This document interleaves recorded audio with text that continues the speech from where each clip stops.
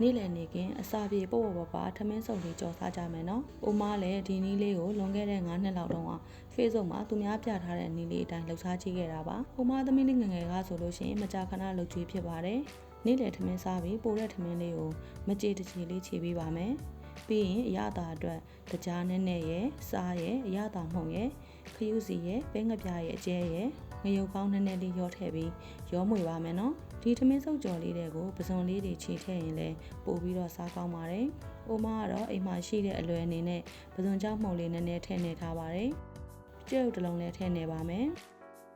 ။အိမ်မှာချက်ဒါချီစ်လေးတွေရှိနေလို့နည်းနည်းထည့်လိုက်ပါတယ်။အားလုံးရောသမသွားရင်တော့လက်မှာစီဆုပ်ပြီးထမင်းစုံလေးတွေကိုအပြားလေးတွေလုပ်ပြီးပေါမုတ်ချောက်လေးနဲ့ကပ်ပါမယ်။ပြီးရင်ရေခဲတက်တာတဲ့နိုင်ဝက်လောက်ခဏနှက်ထားလိုက်ပါမယ်။ကဲအခုအချိန်ပြည့်ပြီဆိုတော့စကြော်မယ်နော်။မီးအားအနေတော်နဲ့ထည့်ကြော်ပါမယ်